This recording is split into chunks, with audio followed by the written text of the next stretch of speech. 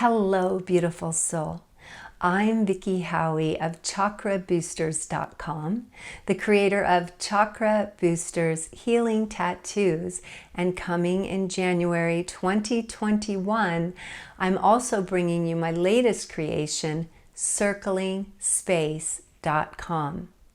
It's a place where we can all gather online to experience more authentic connection.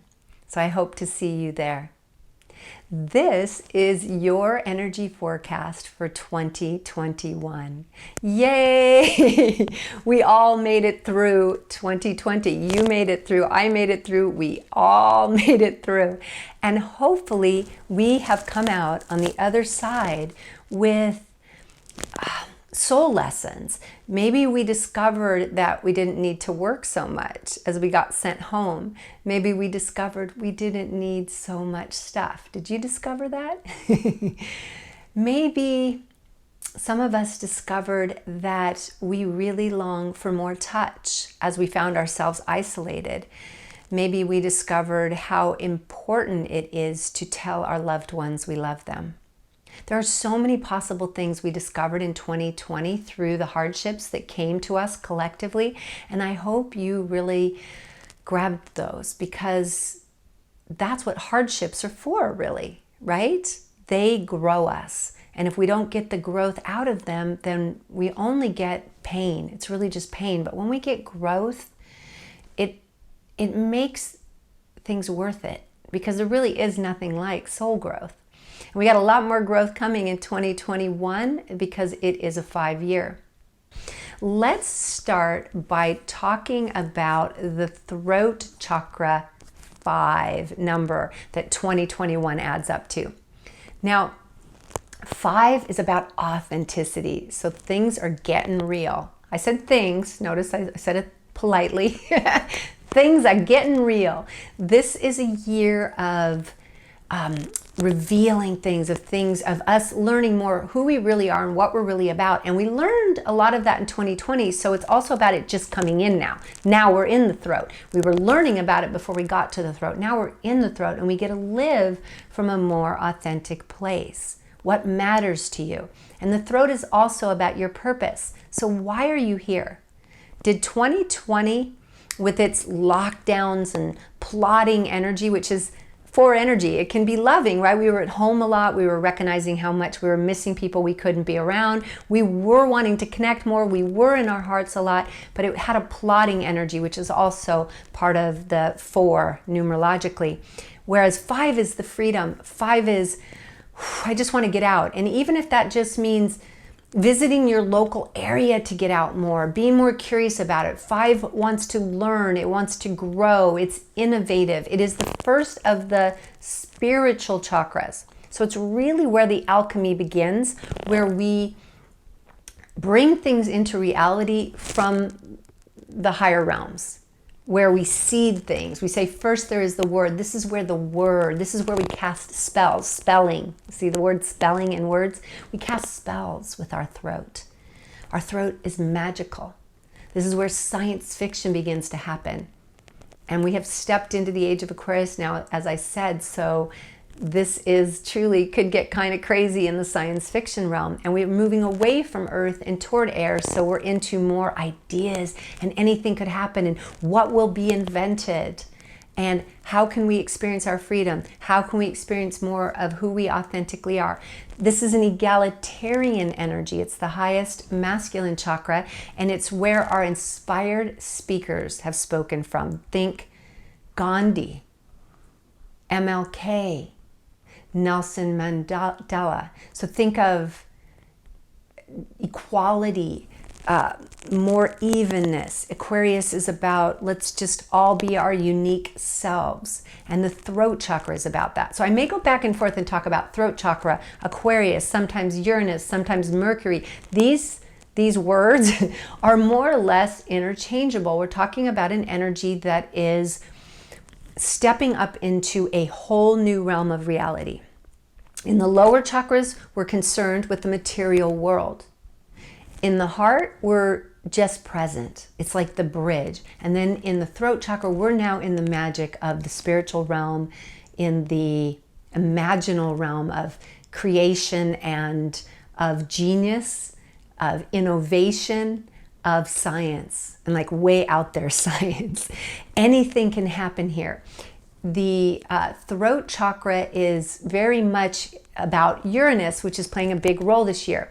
The lower vibration, or the lower, I don't want to say vibration, the lower manifestation, expression of the throat chakra is Mercury. All about communication, relationships, real world stuff around our throat. Whereas the higher expression is Uranus, the magician, the spiritual one, the innovator, the great inspirational changer and leader, the amazing genius who creates the thing that heals people. This, I think you get what I'm talking about here. So both of these are coexisting in this 5 throat chakra year. So for you, why are you here? Can you become clearer about that in 2021? I think you can. And who are you authentically? Can you fly your freak flag and let all your unique aspects out? And can you notice when maybe you're not comfortable with someone else being their unique self, because it's a small planet, and the Aquarian energy and the throat chakra energy is, hey, let's all get along. Let's all be able to be ourselves. Those would be the things that to look into. How can you really be your most authentic self? And what are the different ways that you can feel free? Even if there are blockages outside, and what I'm going to talk about next is Saturn again. So we'll be still getting blockages, or at least the appearances of blockages. Even right now, it's still 2020 as I'm shooting this, and I have 2 friends who shall remain nameless, but are both from the same small European country. One of them has written me an email telling me how locked down she feels, and it's depressing her, and with this second lockdown and everything. And the other one has written me from South Africa because she's there with her son, and she just flew there yesterday with her son to go to where the oceans meet and really experience the end of 2020 in South Africa and in the warmth. So both of these people live in the same governmental structure, in the same environments, and neither of them is wrong. It's just which one works for you. So which one's more authentic for you? How can you create more freedom even within the bounds? And that means looking outside of what even looks possible sometimes, okay? Let's talk about this Saturn square Uranus. There are 3 dates that it's going to be exact. February 17th, June 14th, and December 24th, the day before Christmas. And it's almost immaterial, those dates, because if you give Saturn and Uranus a wide orb, like a kind of a loose, if you look at loose squares throughout the year, they are square the whole year. They are square, and square means they are at odds. And in astrology, we often talk about this as being difficult, but difficulty is how we grow. I go back to, let me give you the analogy again of the caterpillar. If the caterpillar doesn't push its way out of the cocoon, it can never fly. If someone cuts it out of the cocoon, it won't fly. So squares are the gold, right? That friction is what creates the learning, creates the growth. So Saturn is about the limitations, right? Think of Saturn as the father, the old-fashioned father. And Uranus as the young son who's starting to come of age, and he wants to do things his way. He wants to go out and play and party and have a good time and see what magic tricks he can do. And he's just really about freedom and about letting everyone be themselves. And he doesn't want to be restricted. And he wants to try new and wild things. He's a huge risk taker. And he might do anything surprising. So he actually might speed on the road and speed around corners. He's actually a danger to himself. Can you feel that? When we go to the absolute extreme, Uranus, astrologically, many people fear Uranus because it can create just big shake up, unexpected change. With Saturn squaring it, we're looking at steady change. I came up with a few things. Here's some words that I think describe it. Steady change, radical temperance, right? Like a tempered, like you could be radical, you could go for new things, but it's tempered. Honorable rebellion. You can rebel, but can you be more for something than just against it? Can you do it with honor? Can you acknowledge that even old systems once did serve a purpose? They just don't anymore. Can you feel that? So honoring Saturn-Uranus square, which is the biggest theme of the year over the whole year, I would say, is to honor in you the older, wiser father part of you and that young, crazy son, and then finding that middle ground, working to balance the two. Working to balance the two, because then otherwise you're just going to be bouncing. It's going to be crazy. So that's my recommendation on that. So inside you're balancing the old and the new. Outside this might look like a lot more, I'm going to talk about, I'm going to say a lot more rebellion, a lot more, sort of like what we saw in the early 1960s, just a really grassroots, we're all in this together, and only fighting the high few that are maybe hoarding the resources, taking the power.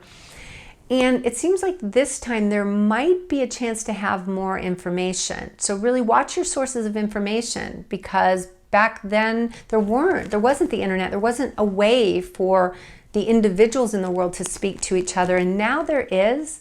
I know that I've watched it locked down more and more and more, but at this moment it's still there enough that we want to utilize that. And that goes back to the lunar nodes, which I'm going to talk about next. So this is just kind of moving into the next thing. The lunar nodes are Sagittarius in the south node, Gemini in the north node, and they are going to be our nodes, our soul lesson for all of 2021. It started in May 4th or 5th in most places of 2020, and it's going to go all the way until January 18 or 19 of, depending on where you are in the world, of 2022. So it's covering the entire year.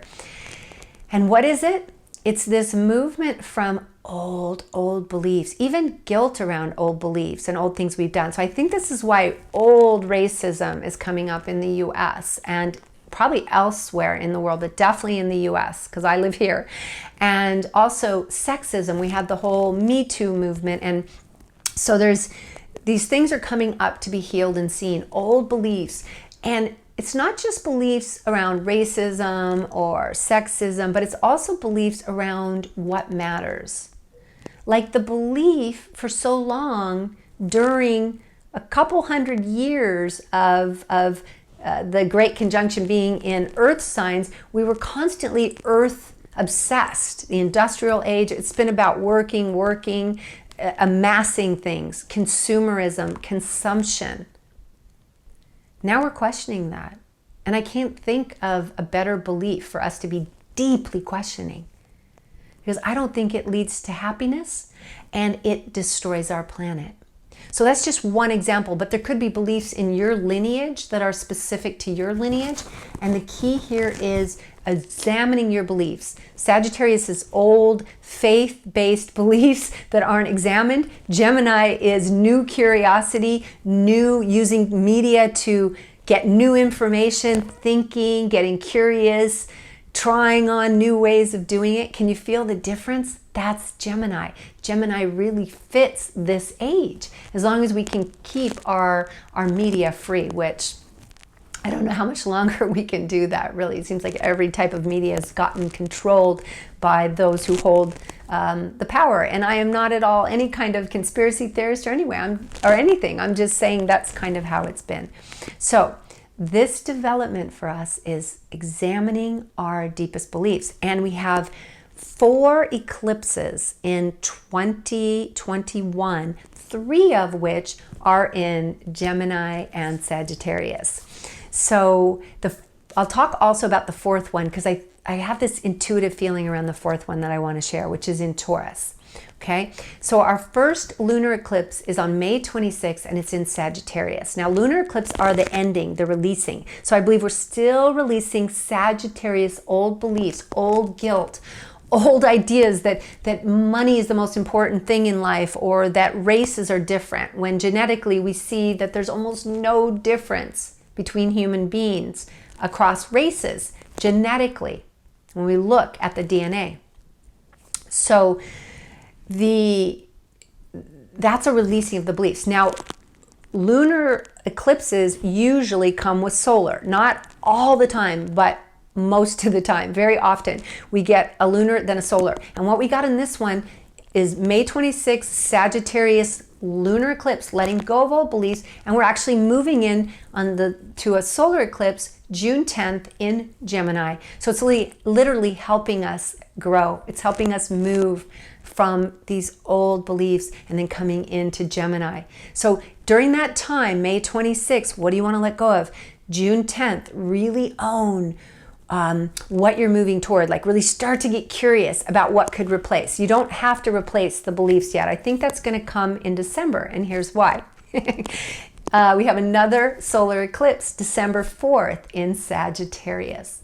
This time, last time, May 26th, Sagittarius was letting go. It was the lunar eclipse, letting go of all beliefs.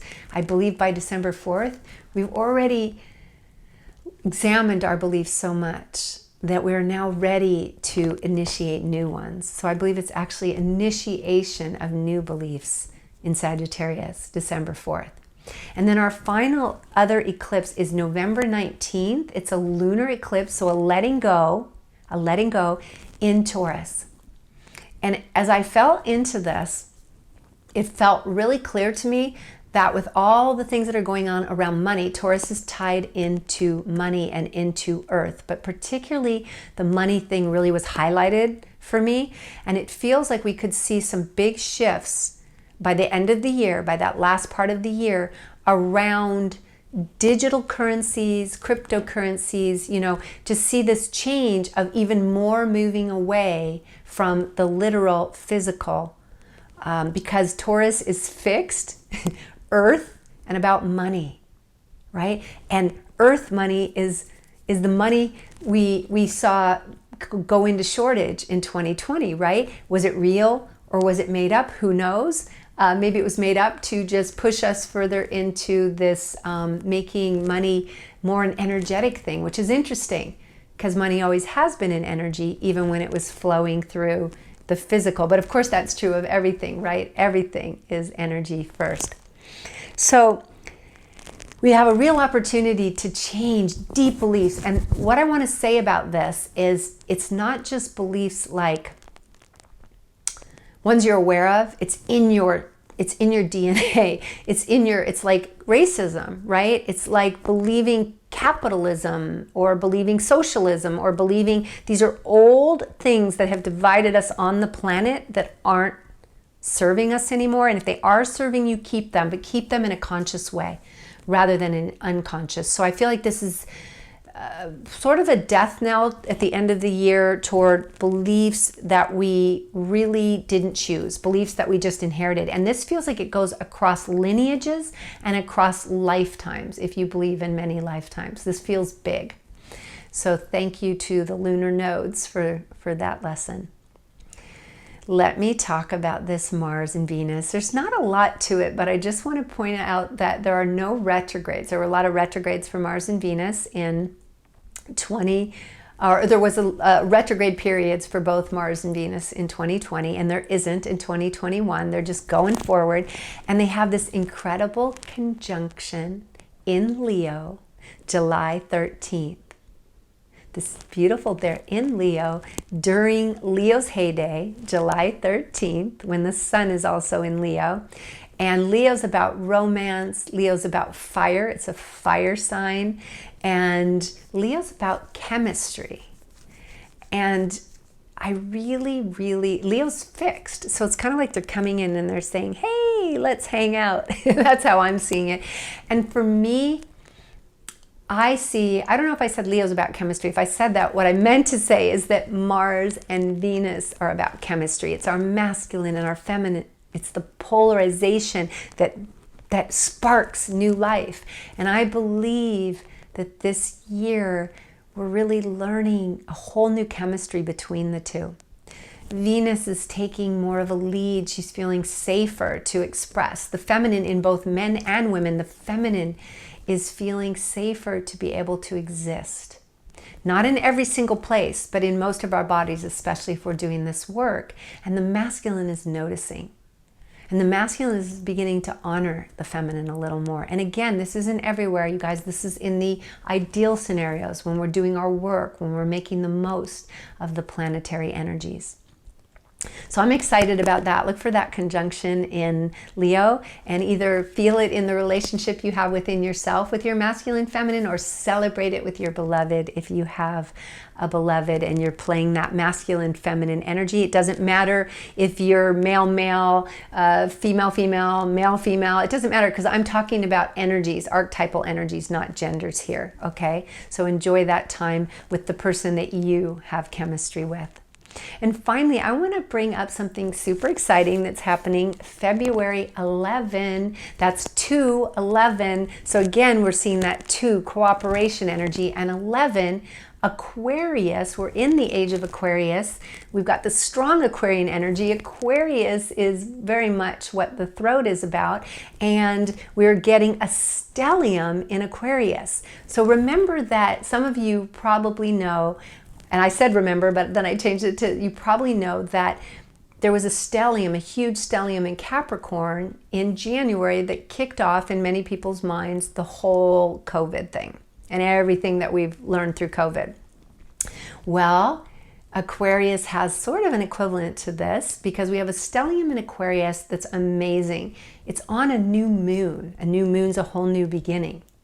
It's also has a Venus-Jupiter conjunction at the same time. These are two lovely planets, lucky planets, happy planets. And when they come together, and it's like saying expansion of the feminine, new moon is already expanding everything. Then we have Jupiter, which is the expander, the planet that expands everything, connecting with Venus, which is the feminine, which I've been so excited about coming onto the planet more. The feminine is awakening in all of us, not just the women, in the men too.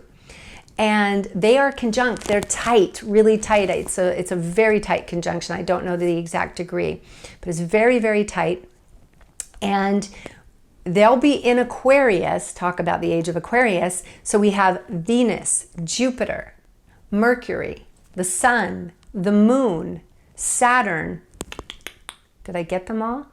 I think I did. There's 6, you guys, right? And there's a 7th, there's an asteroid that's very important, Pallas Athene, or Pallas Athena.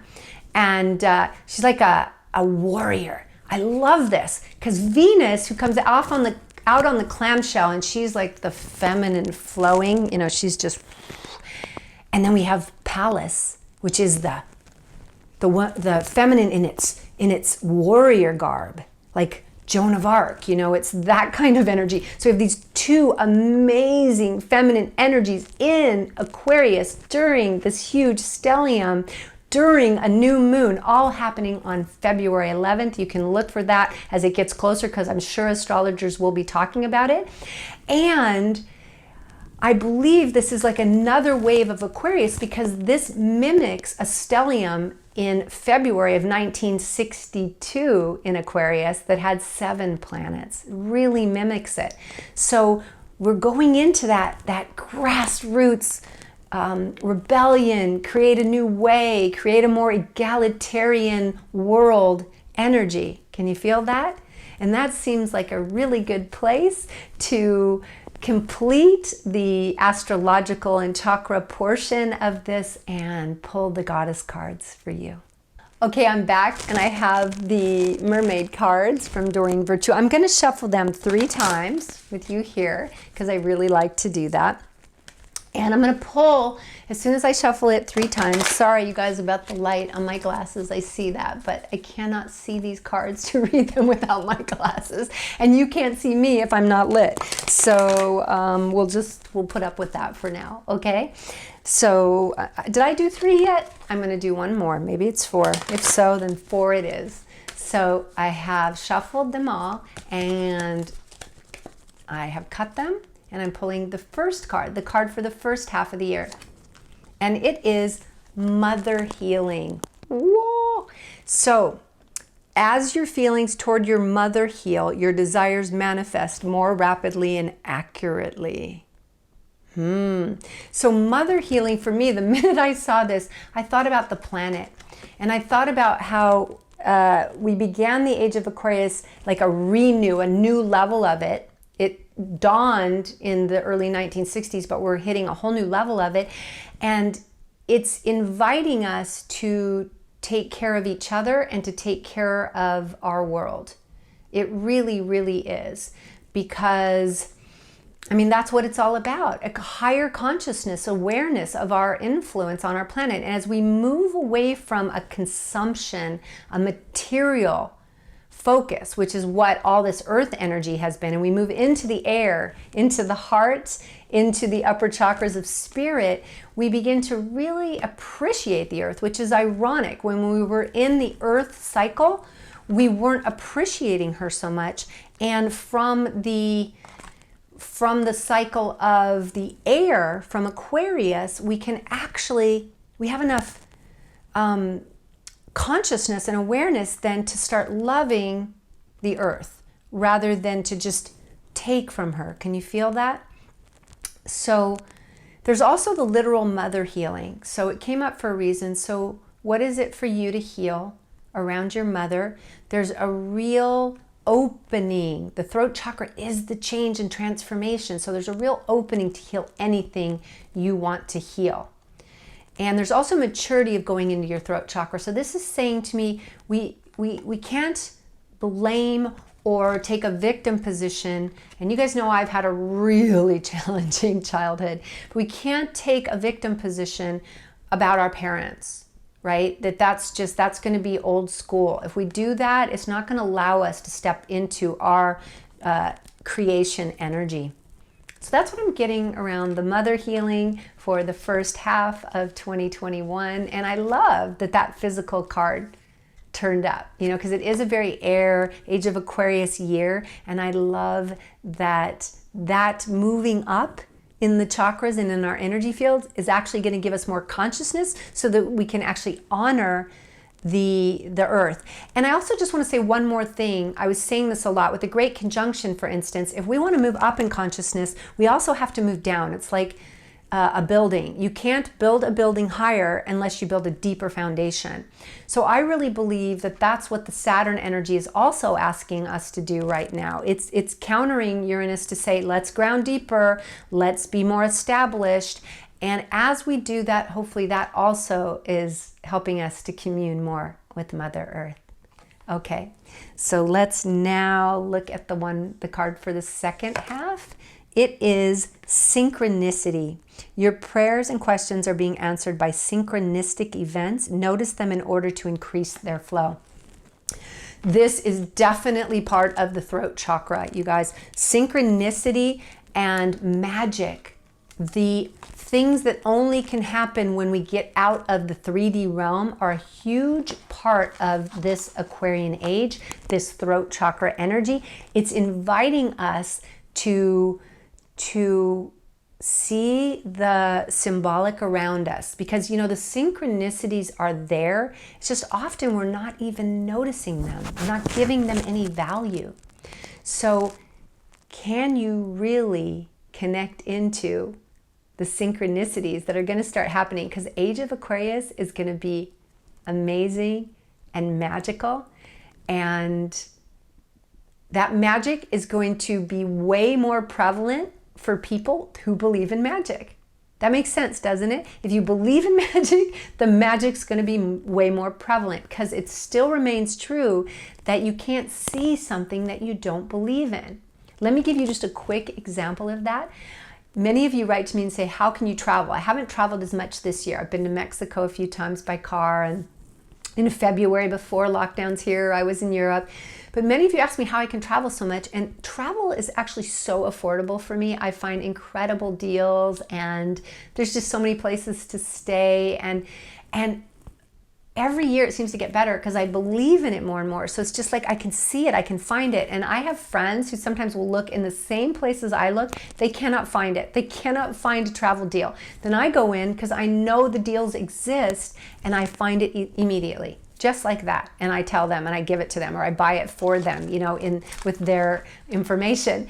And again, it's just because, have you ever tried to look for something and you didn't think it was in the fridge, and you're looking for it and you can't find it, and you ask someone to find it and they go, oh, it's right here. And it's literally on the top shelf, but you just didn't believe it was there, or you were looking for it in a different color or something. So we need to actually believe something exists in order to be able to even bring it in, to see it, to recognize it. So recognize the synchronicities that are going to expand big time as we move into the heightened energy of the throat chakra in 2021. And that's my report. I hope it wasn't too long for you. I hope you enjoyed it. If you have any questions, you can just ask them below, and I will get to them as soon as I can, because I love discussing this stuff. I'm really excited about the possibilities of 2021. It's pretty big when we're going from the 3D realm up into 5D. This is a 5-year. What can we do with it? I'm sending you so much love, and I will see you on the next video in 2021.